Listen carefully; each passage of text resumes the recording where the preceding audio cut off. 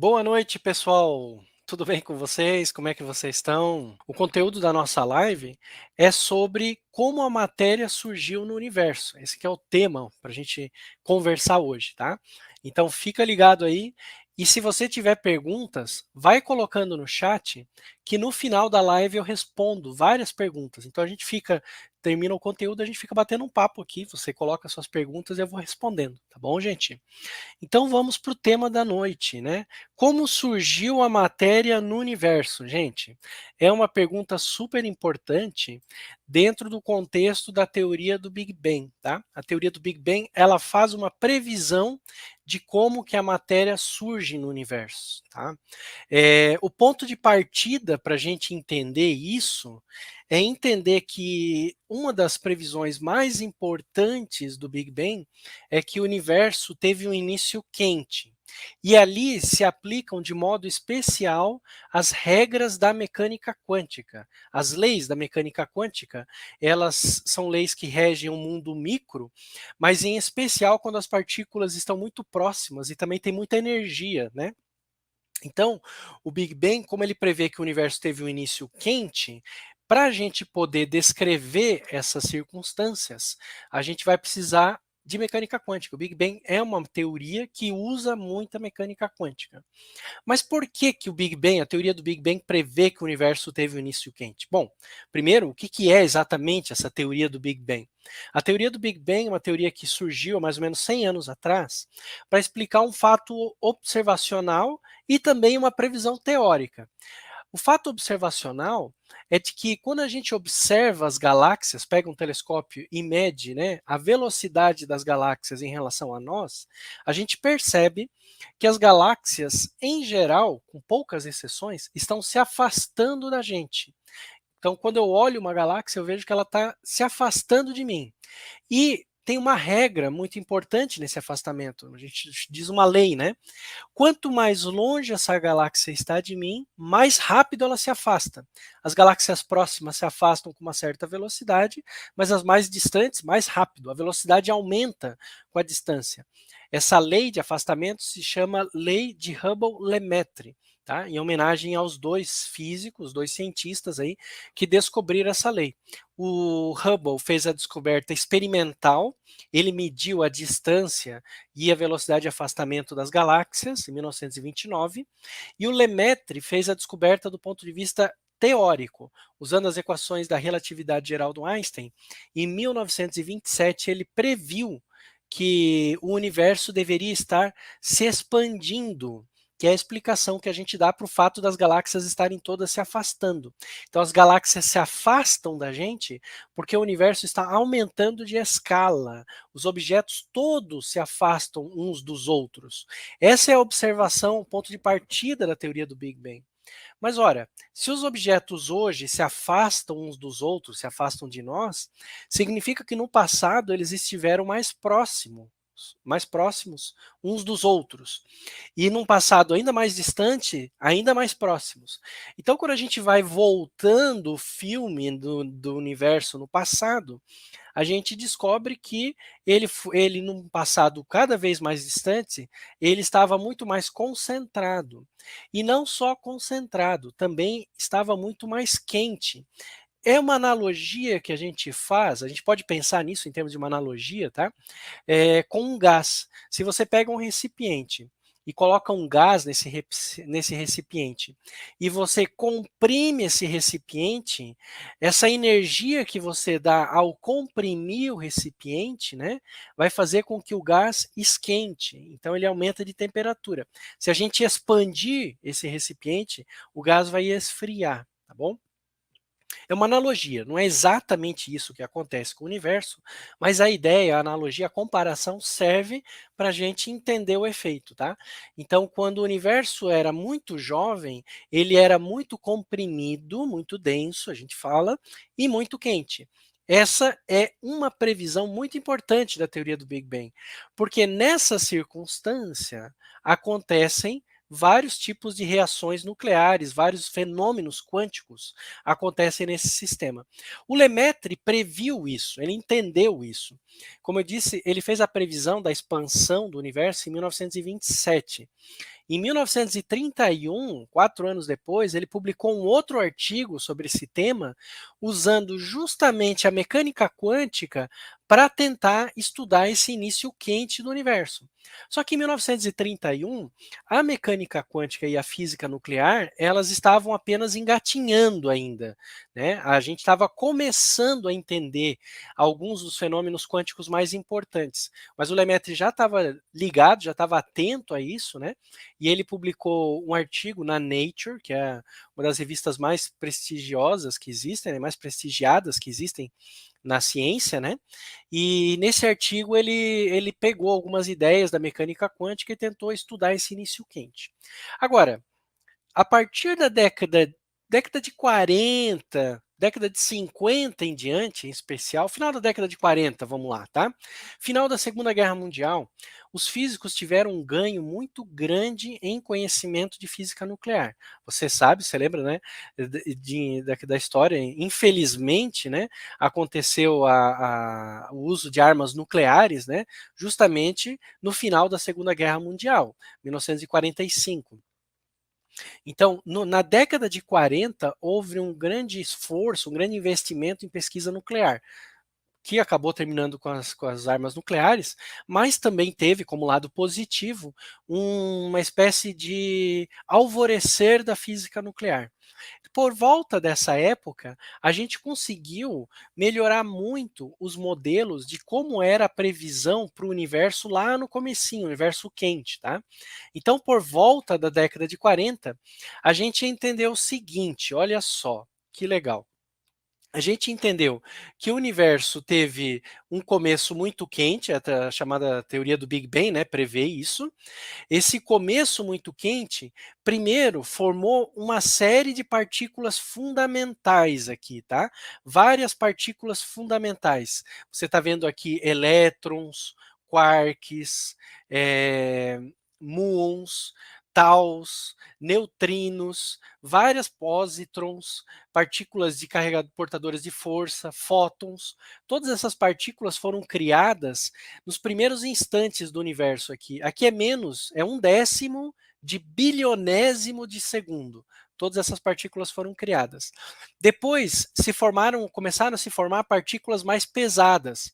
Quarks foram se ligando, formando prótons, nêutrons, antiprótons, antinêutrons, e depois núcleos atômicos, átomos inteiros, e depois uma sequência de outras partículas. Eu vou contar em detalhes essa história para vocês. E essa história, como eu disse, começou a ser compreendida a partir do final da Segunda Guerra Mundial, ali mais ou menos, que é quando a gente tem o domínio sobre a física nuclear, a tecnologia nuclear, etc. Há uma fase bem marcada na história da física nuclear, que é justamente a Segunda Guerra Mundial, por causa desse investimento. Mas depois da década de 60 e 70, a física nuclear evoluiu para o que hoje a gente chama de física de partículas e altas energias, tá? Então houve também uma transformação, um amadurecimento todo da física nuclear. Mas os momentos ali do Big Bang, no começo, esses são descritos ainda pela física nuclear, que a gente pode chamar clássica, digamos assim, tá? Antes dessa física mais sofisticada, tá bom? E é isso que que eu quero, né? Vou mostrar hoje para vocês exatamente como é que aconteceu tudo isso daí, tá? Para a gente poder entender como é que surge a matéria do universo, a gente precisa entender um fenômeno físico muito importante da mecânica quântica e da física nuclear, que é o seguinte: eu consigo gerar matéria a partir de energia. E também consigo destruir completamente matéria e gerar energia. Isso é importante porque no começo o universo era tão quente, mas tão quente, que a gente não tinha partículas ainda no universo. Lá no início, tá? A gente tinha apenas radiação, apenas luz, fótons, tá? E esses fótons eram super energéticos, eles tinham muita energia. E esses fótons conseguiam criar partículas. É um efeito que nós chamamos de formação de par. Tá? Formação de par é o seguinte: eu posso pegar um fóton muito energético, ou mais, eventualmente, tá? E esse fóton ele pode sofrer uma transformação e se transformar em duas partículas. Então ele forma um par de partículas. É bem importante aqui que sempre é formado um par, tá? Por quê? Por causa de algumas leis de conservação. Esse fóton, essa partícula de luz, ele não tem carga elétrica, por exemplo. Tá? E a carga elétrica é uma grandeza que é conservada no universo. Então, se eu pegar um fóton e a partir dele criar uma partícula, essa partícula, se ela tiver carga elétrica, gera um desbalanço. Então, por isso, sempre é criada junto com ela uma antipartícula, uma partícula igual a ela, mas que tem carga elétrica trocada. Por exemplo, se eu crio um elétron, eu vou criar a antipartícula do elétron, que é o inverso do elétron, que é o pósitron, tá? O pósitron tem carga trocada, tá bom? A gente vai criar duas partículas que são sempre partícula e antipartícula, porque não é só a carga elétrica que precisa ser conservada. Existem algumas outras grandezas na física nuclear que a gente já demonstrou em laboratório que se conservam. Por exemplo, a gente pode classificar as partículas em algumas famílias, alguns grupos, e esses números se conservam. O elétron, ele é chamado de lepton, tipo de partícula que ele é. Eu vou mostrar um pouquinho mais para vocês daqui a pouco. E existe um número quântico chamado número leptônico, e eu não posso violar o número leptônico. Então, se eu crio um elétron, eu preciso criar um antielétron, o pósitron no caso, porque o elétron tem número leptônico 1 e o pósitron tem número leptônico -1, e aí se cancela. Claro que essa é uma regra que a gente descobriu, né, ao fazer experimentos em laboratório, que você nunca criava um elétron do nada, você sempre precisava compensar, sempre se compensava com alguma outra coisa, tá?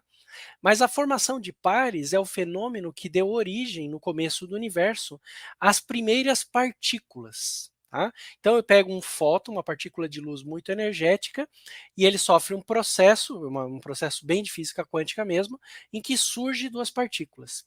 Essas partículas, elas podem eventualmente colidir uma com a outra e se aniquilar, e gerar de novo um fóton, uma partícula de luz. Então, também existe o processo do aniquilamento, quando uma partícula e uma antipartícula colidem, se cancelam, liberando fótons, partículas de luz, tá? Lá no início do universo, a formação de pares e o aniquilamento eram dois processos que aconteciam o tempo todo e estavam em equilíbrio. Equilíbrio porque o universo era muito denso, então quando um fóton criava partículas, estava tudo tão comprimido que logo essas partículas encontravam outra partícula, antipartícula dela, e se cancelavam, se aniquilavam e voltavam a gerar luz. Então o universo ele estava num estado em que surgiam partículas, mas desapareciam, surgiam e desapareciam. No balanço geral, a gente tinha apenas a radiação, esses fótons que estavam distribuídos por todo o universo. Tá? Esse é o mecanismo como surgiram as partículas. Antes de eu explicar como é que essas partículas puderam permanecer no universo, digamos assim, né, puderam permanecer existindo, é interessante a gente pensar no seguinte: como é que eu posso, a partir de energia, criar massa? Isso acontece por causa daquela equação famosa do Einstein, que você conhece, que é o E igual a mc quadrado, né? Então, eu tenho uma certa energia do fóton, e essa energia do fóton, ela pode gerar massa, pode gerar matéria. Claro, dado um valor de energia do fóton, um valor da massa da partícula que eu vou criar, eu preciso ter um valor específico de energia, tá? Então, esse fóton que vai gerar o elétron, por exemplo, ele não pode ter qualquer energia. Se ele for um fóton pouco energético, ele não vai conseguir criar o elétron para mim, não vai dar certo. Ele pode ter mais energia. Aí ele pode criar o elétron, e esse elétron pode sair com altas velocidades, que é o resto da energia, tá? ou ele pode criar uma partícula mais massiva que o elétron ainda. Então, se a energia é grande, a massa que eu posso criar também é grande. Isso aqui é algo que respeita, né, a relatividade especial do Einstein, tá? Então, não há uma violação da lei da energia. A energia ela é apenas transformada em massa nesse processo, que é o processo que deu origem a toda a matéria do universo. Então, o que acontece é o seguinte, eu estou dizendo para vocês que esses fótons podem gerar elétrons, mas será que esses fótons podem gerar um ser humano direto, né? Ou seja, eu tenho bastante massa, não sei você, mas eu tenho bastante massa. Será que poderiam dois fótons ultra, mega, super energéticos gerar um professor Alexandre de repente, assim, né? Um professor Zabô do nada? Não, não pode, tá? Nesses processos de geração de matéria, a gente gera sempre partículas fundamentais. As partículas fundamentais do universo são essas aqui, são dadas pelo modelo padrão de partícula. Basicamente, eu não vou entrar em muitos detalhes do modelo padrão de partículas, porque não é uma aula sobre física de partículas, né? Mas basicamente existem dois grupos de partículas. A gente viu já um pouquinho disso nas outras lives, tá? Especialmente na primeira live da fusão nuclear. Mas existem dois tipos de partículas, os quarks e os leptons, tá? Os quarks são partículas que formam as partículas depois que não são fundamentais e são mais massivas, mais pesadas, nós chamamos de hadrons, que são as duas mais conhecidas, próton e nêutron. Tanto o próton quanto o nêutron são constituídos de quarks, mas existem outras partículas menos conhecidas do público em geral que também são formadas por quarks, como os mesons, tá? Todas elas são constituídas de quarks. E existem as partículas chamadas de leptons. O lepton quer dizer leve, tá? Do grego quer dizer leve. São partículas que a massa é menor. O elétron é a mais famosa de todas. Existe ainda o muon, tal e neutrinos, tá? Então, quando a gente fala de criação de partículas no universo, lá no começo do Big Bang, a gente está falando da criação dessas partículas. Tem os portadores de força, que são outra história, tá? Não vou entrar muito aqui, mas é basicamente essas partículas sendo geradas no universo primordial. Especialmente essas da primeira fileira, que a gente chama primeira geração, tá? Os quarks up e down, e o elétron e o neutrino do elétron. Essas quatro partículas aqui da primeira geração são as de menor massa. Você pode ver a massa das partículas está aqui em cima, olha só. Está medida numa unidade de física nuclear, que é o MeV, mega elétron volt, tá? Ou GeV, giga elétron volts, tá? Então veja que o MeV quer dizer milhão, o M, e o giga quer dizer bilhão.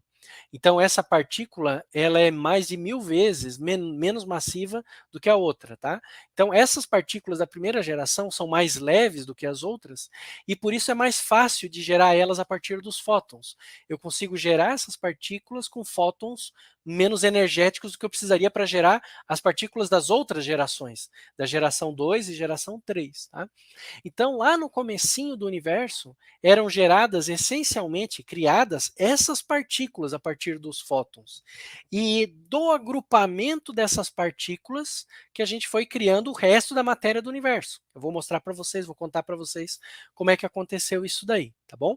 Então, os fótons se formam, né? Formam pares, desculpa, se transformam em partículas, elétrons e pósitrons, as antipartículas, quark up e anti-quark up, quark down, anti-quark down, e assim por diante, tá? E neutrinos e antineutrinos também, naturalmente, tá? E isso deu origem às primeiras partículas do universo. Uma coisa interessante que a gente deve fazer, um raciocínio interessante, é o seguinte: a gente sabe que a energia dos fótons para gerar as partículas vai depender da massa dessas partículas. Os neutrinos são os mais leves. O neutrino do elétron tem 1 elétron volt de massa. É muito pouca coisa. O elétron é mais pesado, 511 mil elétron volts, o K quer dizer 1000. O quark up 2.2 mega, né, milhão, e o quark down é mais pesado que ele, 106. Essas partículas, elas têm massas diferentes, então eu preciso de fótons com energias diferentes para gerar essas partículas. Quando a gente pensa em termos da energia do fóton, é comum a gente associar a uma temperatura, que é só uma associação, tá?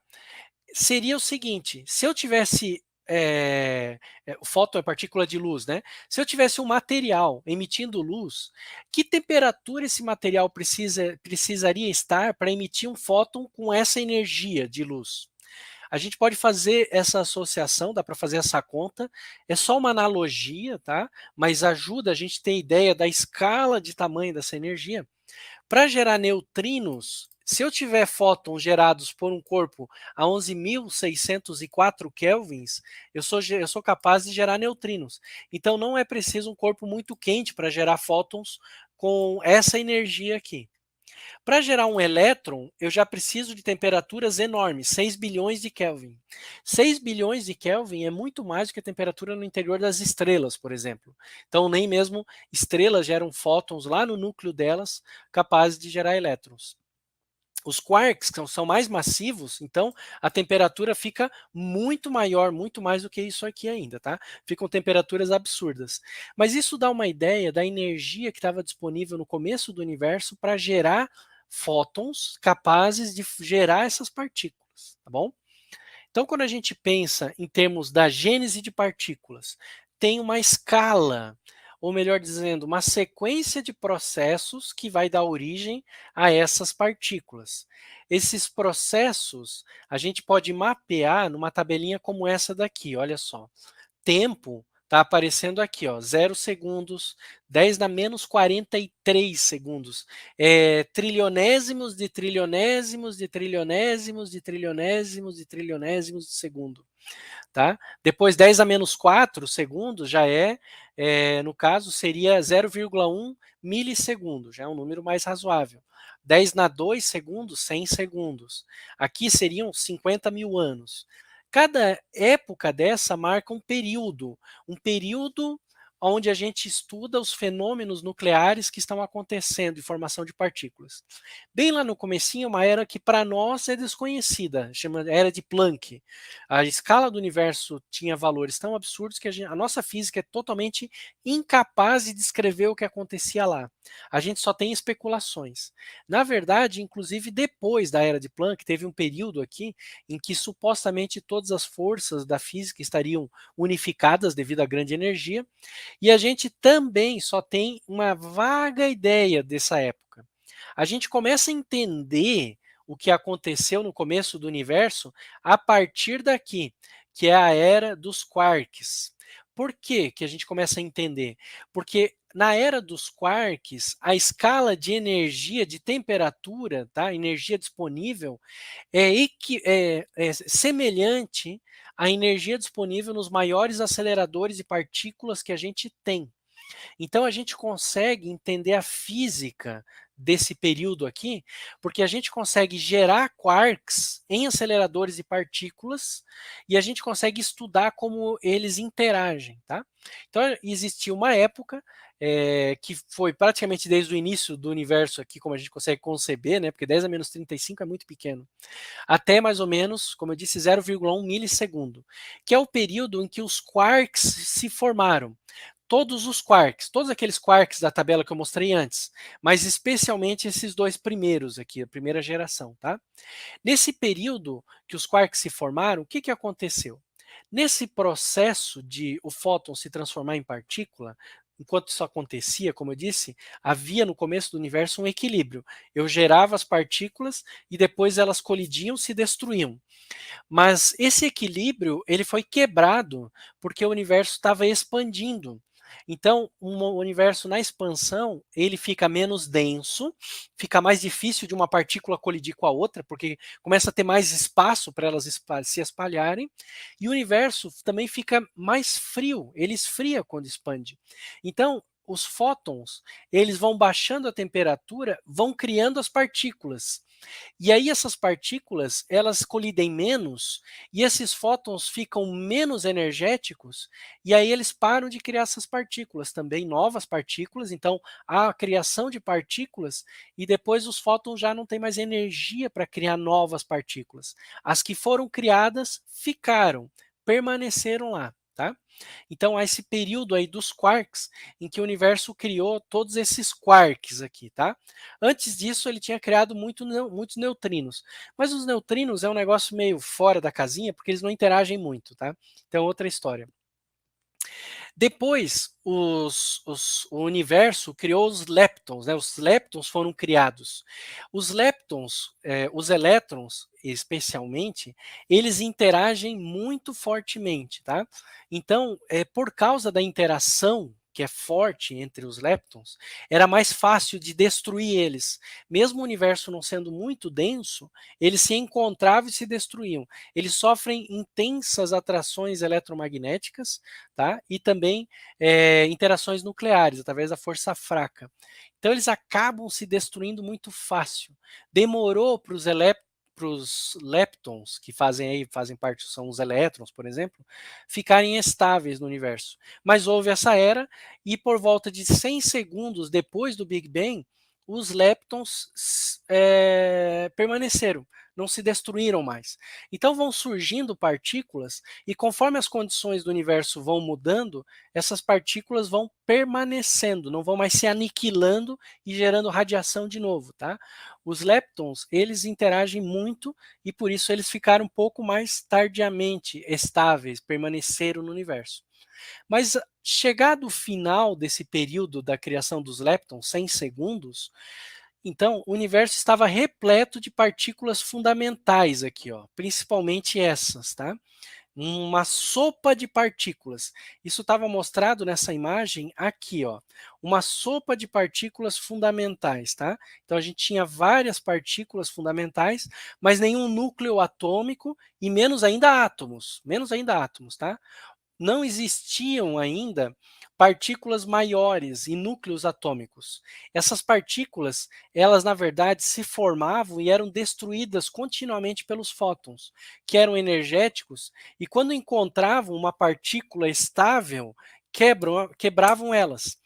Então, os hadrons, que são as partículas que a gente chama mais pesadas, elas demoraram mais para se formar. É o período nuclear, que aconteceu depois de 100 segundos e durou até mais ou menos 50 mil anos, que é o tempo que o universo teve para esfriar suficientemente para eles não serem quebrados.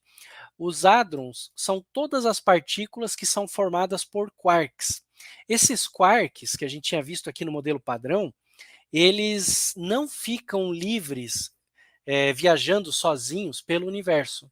Eles se ligam e formam estruturas ligadas. As mais famosas são o próton e o nêutron, tá? Que são formados por quarks. O próton é formado por dois quarks ups e um quark down. E o nêutron é o contrário, tá? Um up e dois down, tá? Só que essas partículas aqui, ela já têm a massa muito maior. A massa de um próton é mais de 1000 vezes maior que a massa de um elétron, tá? E se você incide um fóton ou um elétron com muita energia num próton, você quebra esses quarks. Então, no começo do universo, quando a gente tinha formado já os primeiros quarks, naturalmente eles iam se ligar para formar prótons e nêutrons. Eles vão se conectando, vão se grudar e vão formar os prótons e os nêutrons. Mas eles eram quebrados toda hora pelos fótons, pelos elétrons, pelas partículas que estavam livres ali. Precisou esperar o universo de novo esfriar mais e expandir mais para que eles parassem de ser quebrados, tanto prótons quanto nêutrons, tá? Mas houve um momento em que isso aconteceu. Então a gente teve prótons e nêutrons livres pelo universo. Essa formação dessas partículas aqui. Então a gente formou os primeiros hadrons. Os hadrons, só questão de nomenclatura, tá? Os hadrons, eles são classificados em dois tipos de partículas, os mesons e os baryons.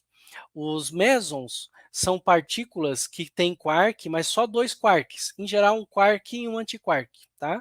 Um meson famoso é o meson P, que o César Lattes aquele lá do currículo Lattes, né, descobriu, tá? Os baryons são partículas com 3 quarks, o próton e o nêutron são baryons, tá? Então a gente fala, por exemplo, da bariogênese, que é a formação de partículas com 3 quarks, prótons e nêutrons, por exemplo, tá? E as antipartículas deles também. Isso aconteceu por volta dessa época, que é esse período nuclear aí. Então, você consegue ter uma visão assim da matéria se organizando. Eu tenho a matéria é formada elétrons, é, elétrons, quarks, estão livres pelo universo. Os quarks começam a se unir, formando hadrons, mesons e baryons. Agora, eu tenho prótons e nêutrons e elétrons livres pelo universo. Estão viajando, vagando, livres pelo universo. O que vai acontecer agora com prótons, nêutrons e elétrons livres viajando pelo universo? O próximo passo é formar núcleos atômicos e depois átomos, né? Ou seja, primeiro a gente gruda nêutrons e prótons e formam núcleos atômicos e depois os elétrons entram na órbita desses caras e ficam lá girando. Então, a matéria vai se formando e escalonando em grupos cada vez maiores, criando, né, uma sequência. Partículas fundamentais, hadrons, núcleos atômicos, depois átomos. Esses átomos podem se grudar, formar moléculas, e aí depois das moléculas a gente forma assim, daí pessoas, planetas e todas essas coisas. Então, no universo, a formação da matéria teve esse escalonamento. E é muito importante você entender que esse escalonamento depende do universo expandir e resfriar, senão não consegue acontecer esse escalonamento, tá? Então, como eu disse, tendo nêutrons e prótons, a tendência é formar núcleos. E tudo isso previsto pela física nuclear dentro do contexto da cosmologia, né? Qual vai ser a temperatura do universo, qual é a densidade do universo, qual é a disponibilidade de matéria e de energia, tudo isso é a cosmologia que prevê. Aí o cosmólogo passa todos esses números para o físico de partículas, para o físico nuclear, e ele diz que tipo de reação pode acontecer. Então, tendo nêutrons e prótons com uma certa energia, é possível formar núcleos. O primeiro núcleo, claro, é o núcleo só do próton, que é o núcleo do hidrogênio. Mas o hidrogênio, ele pode aparecer como também isótopos. Eu posso ter um hidrogênio que tem só um próton no núcleo, mas posso ter um hidrogênio que tem um próton e um nêutron, se chama deutério. E eu posso ter um hidrogênio ainda diferente, que no núcleo tem um próton e 2 nêutrons, se chama trítio.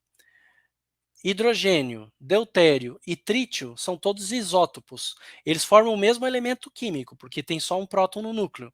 Mas a massa é diferente, porque esse próton pode estar com um nêutron ou com 2 nêutrons, tá?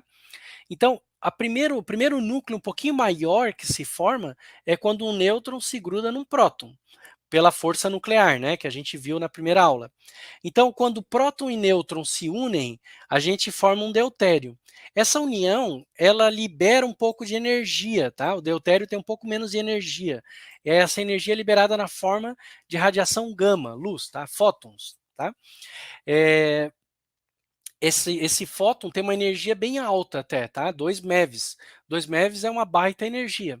Então, esse fóton, quando ele é liberado, ele pode bater no núcleo que acabou de ser formado ali do lado e quebrar esse núcleo, quebrar o deutério, tá? Até mais ou menos 300 segundos do universo, tinha muitos fótons energéticos que quebravam esses núcleos. Eu formava um deutério e logo vinha um fóton, batia nele, quebrava, já era o deutério. Formava um outro, vinha um fóton, quebrava. Mas a partir de 300 segundos, o universo então já esfriou e expandiu, os fótons já não quebravam tanto os núcleos, eles já não tinham energia, tá? Até 300 segundos, os prótons e os nêutrons estavam essencialmente livres no universo.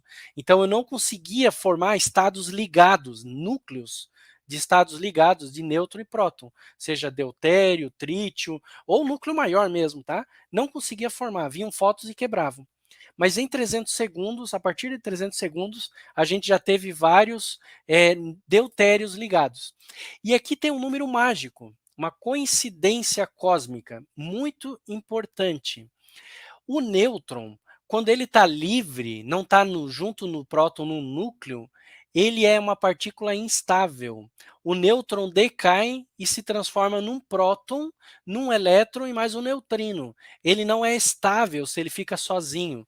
O nêutron, ele é muito social, tá? Ele é muito social. Sozinho ele sofre, entra em depressão. Não funciona. Ele se transforma num próton. Quem vive muito bem sozinho é o próton, tá? Mas o nêutron decai. Então, é interessante porque o nêutron decai em 880 segundos, tipicamente. Se você pegar um nêutron, 880 segundos dá mais ou menos 15 minutos, né? Vamos pegar aqui 880 dividido por 60, 15 minutos, tá?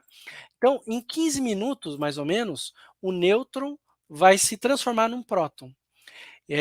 Isso é uma meia-vida, é um tempo provável, tá? Ele decai, ó, como eu disse, num próton, um elétron e um neutrino, tá? Olha só que interessante.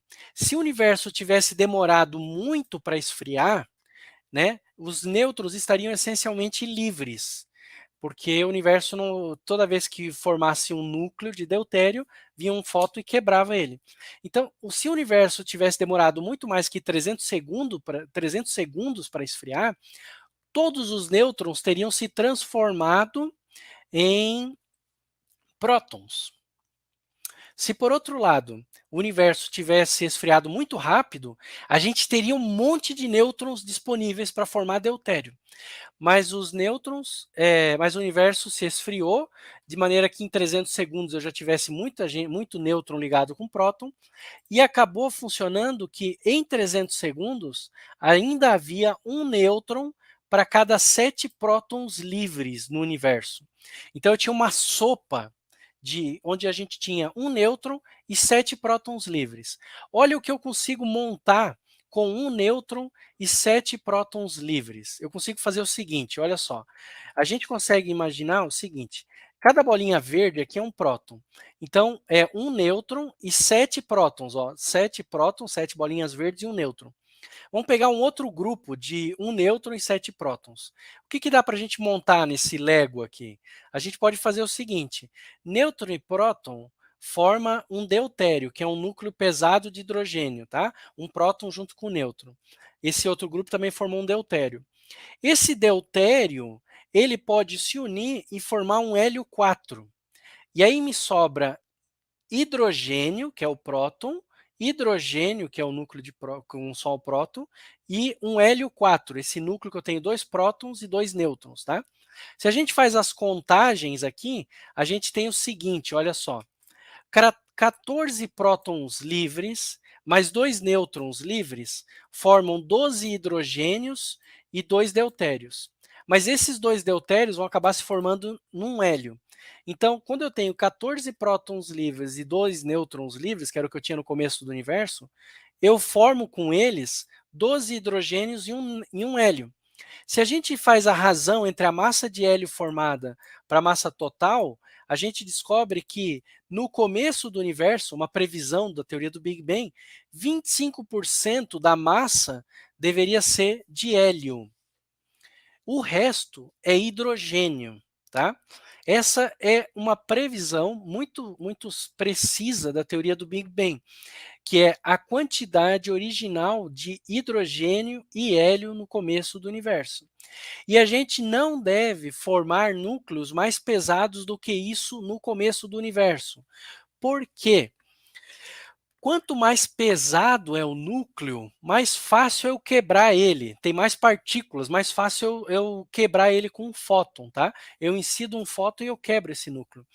Então, o universo, na época em que estava formando esses núcleos, não tinha fótons com energia suficiente para quebrar deutério e hélio, mas quebrava fótons, quebrava núcleos mais pesados, tá?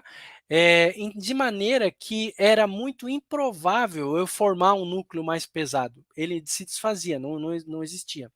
Formou só pequenas quantidades dos núcleos leves de lítio e de berílio, que tem 3 e 4 prótons respectivamente, tá? Mas são núcleos bem levezinhos, ali do comecinho da tabela periódica. Todos os outros mais pesados não se formaram, segundo esse modelo da teoria do Big Bang, junto com a física nuclear, junto com a mecânica quântica, tá? Essa é uma previsão é, que a gente pode testar, tá? A gente pode testar se no começo do universo tinha só essa matéria aí. Veja uma coisa interessante. Se tivesse demorado um pouco mais aqui para o universo esfriar, o tempo que o universo leva para esfriar é um problema de cosmologia, da expansão do universo. O tempo que leva da meia-vida do nêutron é um problema de física nuclear. Se fosse desequilibrado isso daqui, eu teria muito mais nêutrons disponíveis para formar deutérios e hélios, ou eu teria muito menos nêutrons disponíveis. Então, se tiver um pequeno desbalanço entre essas duas escalas da mecânica quântica e da astrofísica, né, da física nuclear e da cosmologia, esse número muda completamente. De 75% hidrogênio e 25% hélio, eu posso ter 25% hidrogênio e 75% hélio. Isso muda toda a evolução depois do universo. As primeiras estrelas, elas eram constituídas basicamente de hidrogênio e hélio. E a dinâmica de uma estrela muda bastante com a constituição. O Sol tem outros elementos químicos, tem ferro, tem vários elementos, tá? Então,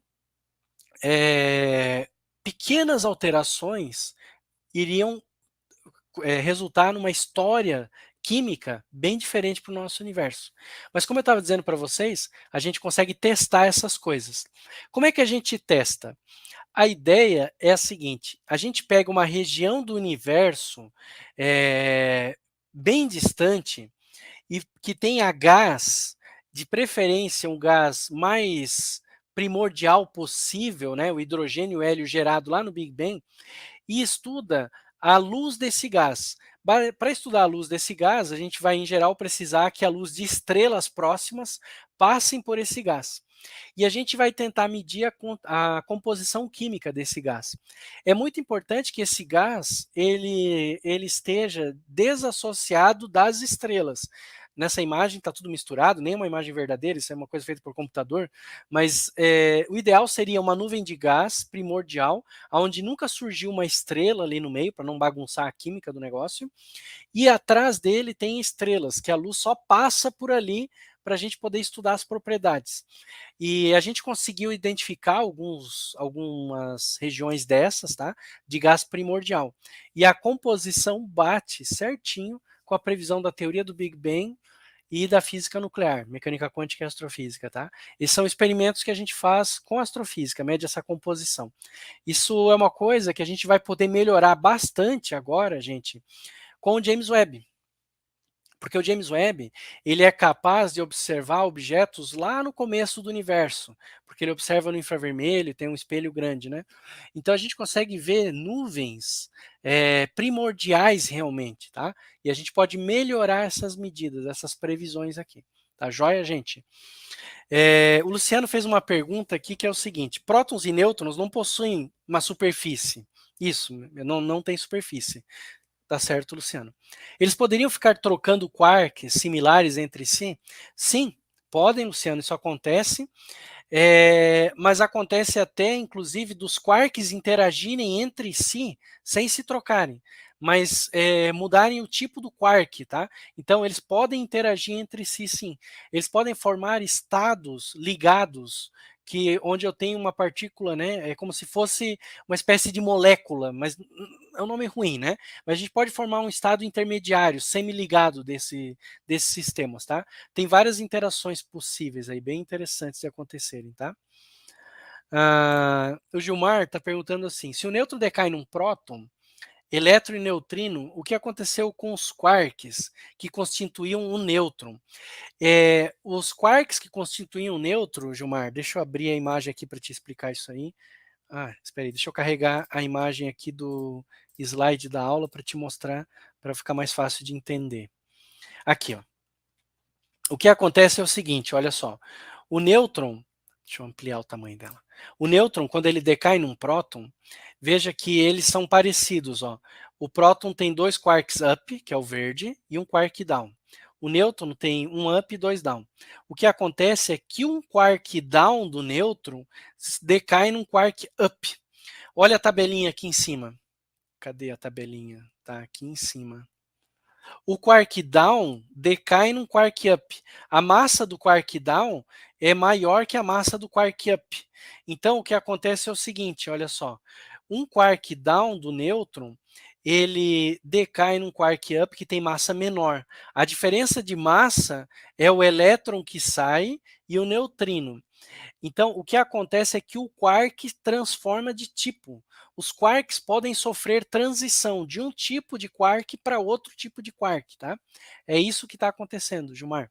E a diferença de energia é responsável por surgir daí matéria em outras formas, tá? É isso que está acontecendo ali.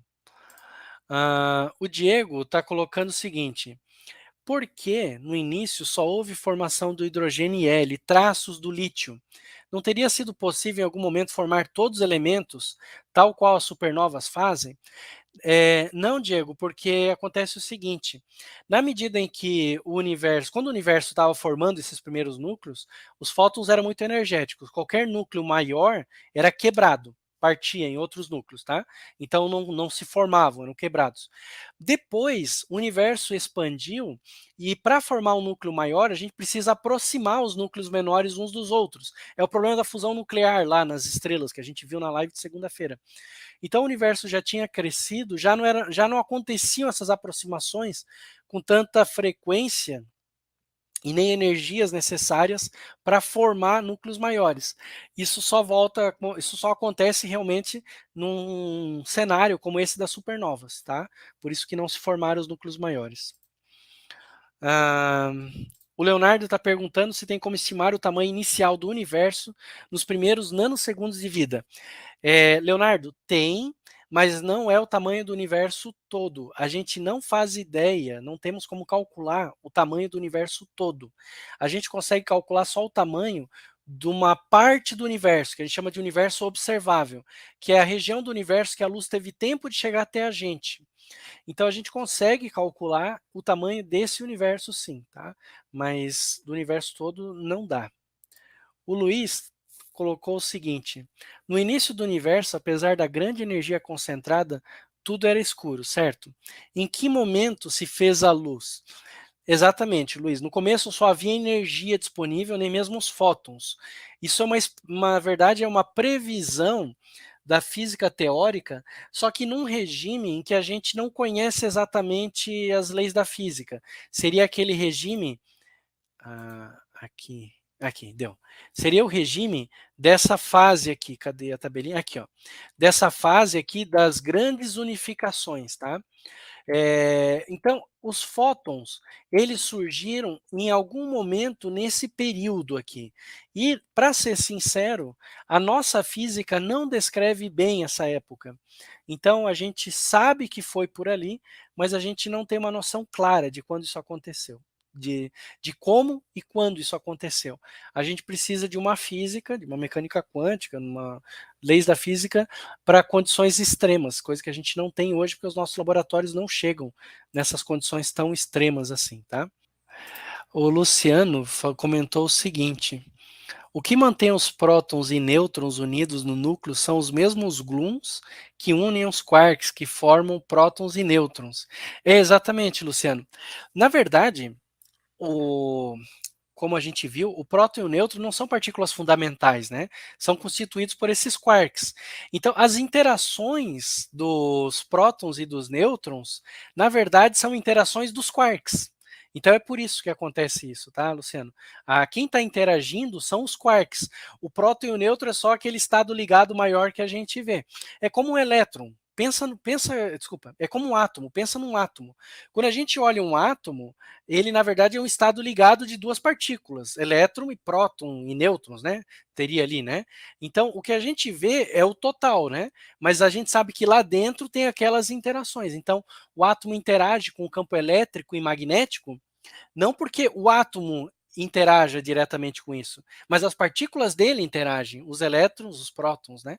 Então é exatamente a mesma coisa que acontece com os nêutrons e os prótons ali, tá?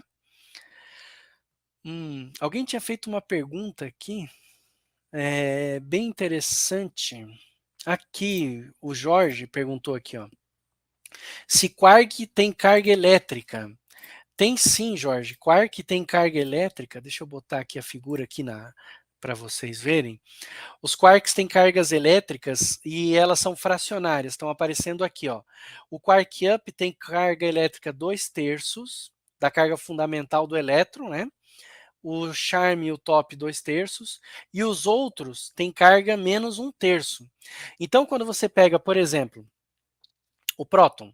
O próton são 2 ups, dá 4/3, mais um down, menos 1/3. 4/3 menos 1/3 dá 1. Carga elétrica 1, né? Dá 3/3, 1. Então, o próton tem 2 ups e um down. O nêutron. O nêutron tem 2 downs, que é menos 1/3 menos 1/3, dá menos 2/3, com um up. Menos 2/3 com mais 2/3 dá 0. Então, eles têm cargas elétricas, sim. Tem cargas que são frações da carga do elétron. O elétron tem carga menos 1, né?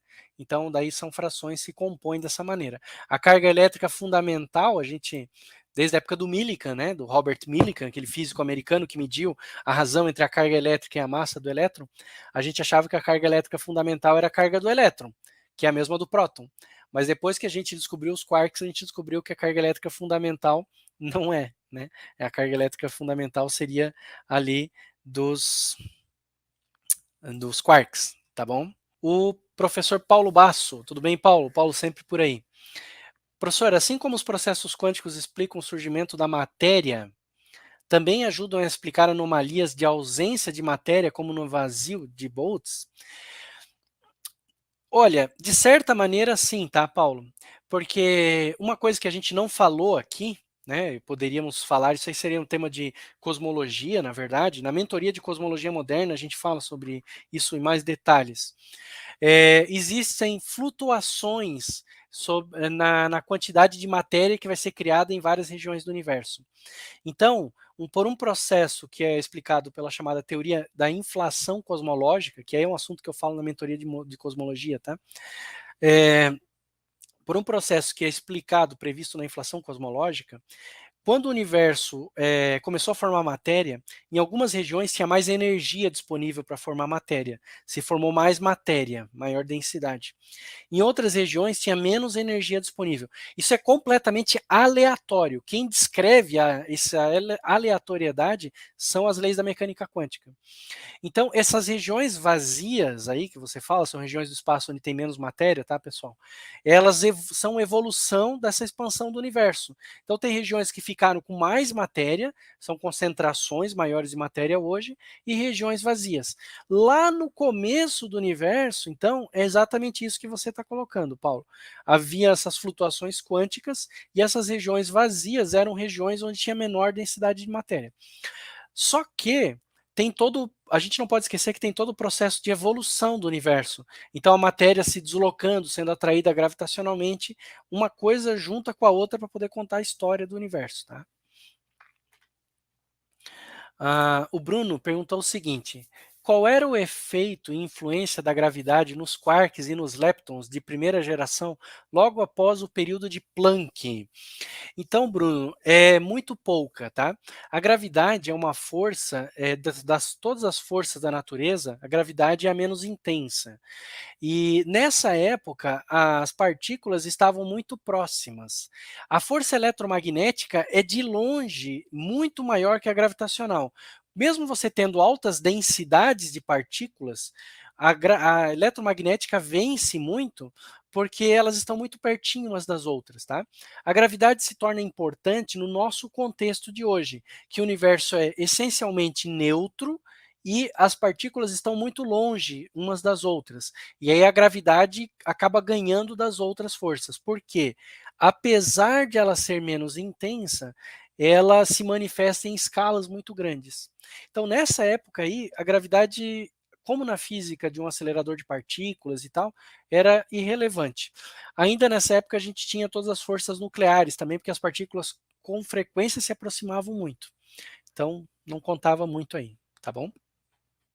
O que a Maria Carline está perguntando aqui é o seguinte, olha só. Quando a gente pensa no E igual a mc quadrado do ponto de vista da relatividade, essa energia é a chamada energia de repouso da partícula. Por isso que ela deve estar perguntando, né? Por isso que eu acho que ela está perguntando se a partícula precisa estar em repouso. Não. Não, Carlinhos, não, Maria. Apesar do EMC² ser chamado energia de repouso da partícula, ou né, massa de repouso da partícula também, isso quer dizer apenas que é uma energia que a partícula sempre tem, independente da velocidade do referencial que está medindo a energia da partícula. Mas ela sempre tem essa energia. Você pode pensar como energia fundamental da partícula. Então, ela não precisa estar em repouso. Quando ela está sendo medida, a velocidade, a energia está sendo medida num referencial em movimento, ela vai ter essa energia mais o termo cinético. Tá? Então, vai ter a mais do que isso. Então, não há necessidade de estar em repouso. Um abraço, pessoal!